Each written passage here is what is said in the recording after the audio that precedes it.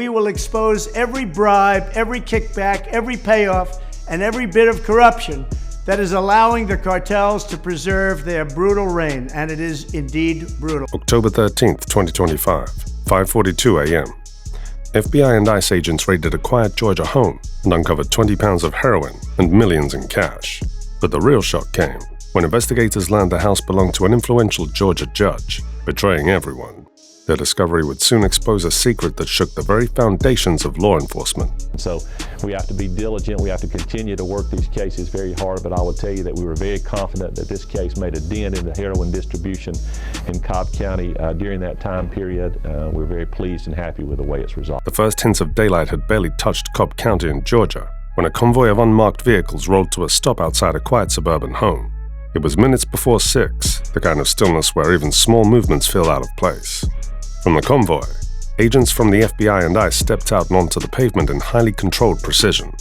No shouts, no sirens, no warnings. Only the quiet focus of a team ready to strike before the county even knew. Inside the house, framed family portraits and wall art shook as a reinforced steel door gave way under a battering ram. The echo rippled through the hallways of a man that had spent decades presenting himself as a guardian of the law. It was none other than Judge Marcus Hale. He was a respected professional known for his stern rulings. Looking at his portraits, standing beside flags, one could tell that he had built a life that projected integrity, ethics, and order. Yet in less than 30 seconds, all that illusion would disintegrate once the team tore down one section of the house's wall. As a hidden panel on the wall snapped open under the hands of the agents, it revealed a space no visitor would ever guess existed. Inside, packages of an estimated 20 pounds of heroin were stacked with the efficiency of a warehouse shipment. In addition to that, there were bundles of cash, shrink-wrapped and untouched. The team later revealed that the cash was about $2.4 million. The team was shocked even more upon discovering tactical rifles, handgun, and ammunition lining up the remaining space like a private armory. It was a collapse of integrity behind a courtroom door. The team expected to find evidence, but nothing prepared them for the kind of evidence they had discovered. The most revealing secret came from something far darker: Judge Hale's unlocked phone. It was as though he believed that no one, apart from himself, would ever lay their hands on it. However, he was using a messaging app that allowed him to encrypt his messages. But it did not take long for the team to decrypt the messages. At that point, the shocker dropped. There was a chain of conversations with a Venezuelan cartel figure known as Tendagua. This right here was a name whispered in intelligence circles for coordinating shipments that bypassed entire regional enforcement grids. The conversations with the cartel painted a chilling picture. They discussed ideal delivery windows when law enforcement was likely to be on low alert.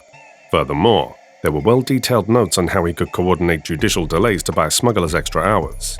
Also, there were references to rulings timed to dismantle obstacles on well-trodden drugs routes.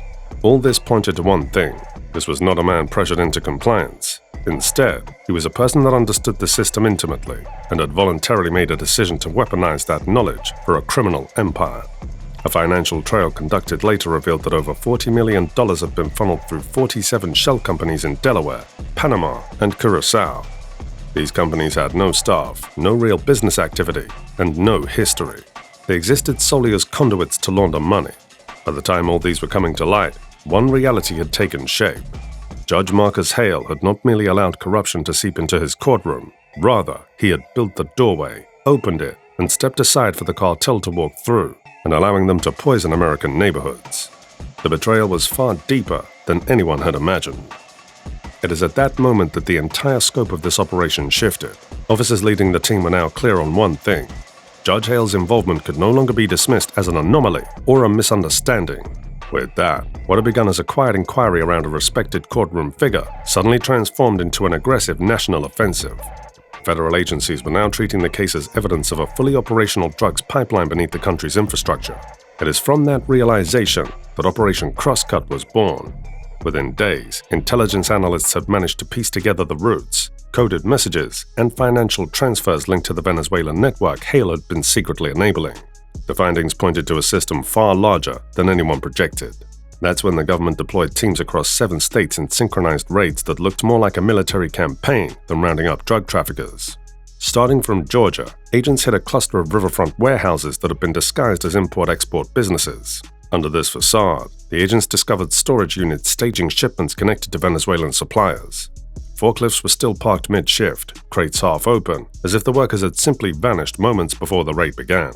Meanwhile, in Houston, authorities descended on a cluster of industrial warehouses along the edge of the Briarview Logistics Park.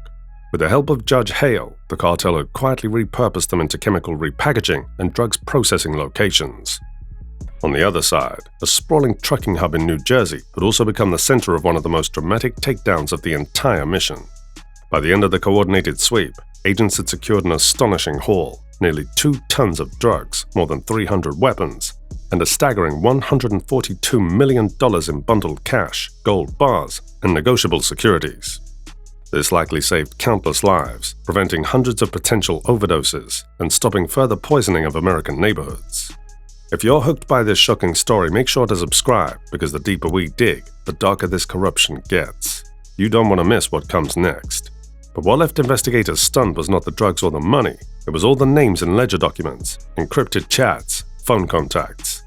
They initially thought Judge Hale was the only one that had been compromised, but they were shocked to discover lists naming 21 officials scattered across state and federal institutions. All officers, inspectors, sheriffs, contractors, and brokers had allegedly accepted payments to keep the cartel pipeline running. Law enforcement and administrative officers and city employees have been arrested since they had assisted in the protection of the criminal network. In total, these officials had accepted deals totaling $8.3 million via bank ledgers and encrypted mails from the cartel. They were willing to let drugs flow through American neighborhoods and schools in order to protect the criminal network. What began as a raid had transformed into one of the most complex drugs corruption raid in the state's history. And the deeper the team dug, the clearer it became that the rot was not isolated. It ran deep through the very system meant to stop it. Across the affected communities, the reaction was immediate and profound. Residents protested what they termed as an ineffective system, one that had facilitated sudden warehouse approvals and also been at the core of unexplained law enforcement delays. What followed was citizens pouring into the streets and courthouses, holding peaceful protests and demanding accountability in criminal prosecution. Police unions were caught unawares. They scrambled to distance themselves from implicated officers. Every department was on overdrive as they attempted to regain credibility in the face of a scandal that was both systematic and personal. In cases like this, the real danger isn't just the drugs, guns, or money. It's the collapse of integrity. When a judge or law enforcement betrays trust, the harm goes far beyond seizures and arrests. Communities lose faith, families suffer, and the very system meant to protect becomes a gateway for the guilty. The true cost isn't measured in dollars, it's measured in broken trust and futures shaped by corruption. Yet in the midst of all these were the glimmers of hope. Despite the system showing worrying signs of betrayal and rot from within, the fact that federal agents successfully weeded out the compromised employees showed that all was not lost. From agents who followed anomalies to analysts who traced illicit dollars, this was enough proof that there were still countless individuals who were still upholding the highest threshold of integrity and honesty. All in all, the message was clear. If even a fraction of the system remained unexamined, the next collapse could be far worse than anyone imagined. Regardless, the effects of the operation also affected service delivery.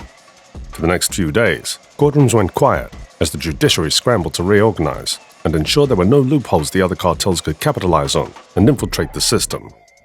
In addition to that, city buildings that were bustling with staff a few days earlier now stood half empty, reeling from the absence of officials suddenly removed from their posts.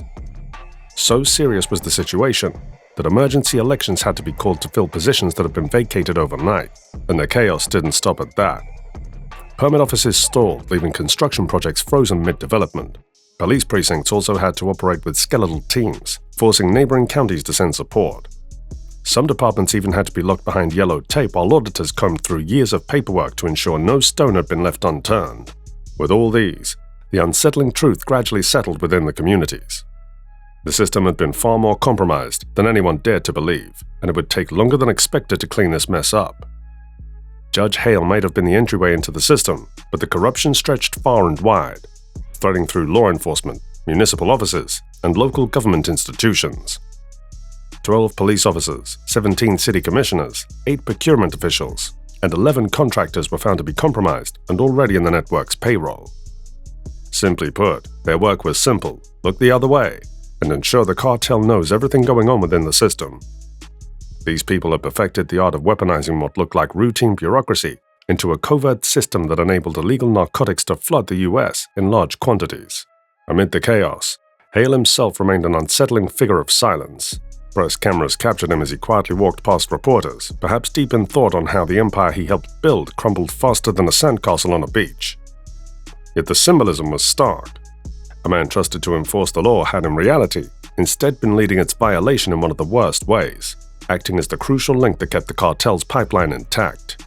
Imagine a federal judge helping a cartel that had been linked to a string of kidnappings used to pressure rival groups, as well as to send a message to those that attempted talking to authorities. One that was also found to be at the center of multiple cross-border human trafficking operations that exploited migrants desperate for a safe passage. Intelligence reports also tied them to targeted assassinations. These were hits carried out with chilling precision, often leaving investigators with no evidence beyond the brutality of the crime scene. Investigators had described its operation as relentless, invisible, and absolutely merciless. Every step this judge made seemed to communicate a silent indictment of the very system designed to protect the American public. Yet in all these, his takedown showed that no matter how deep into a system a criminal network might be, law enforcement will eventually catch up.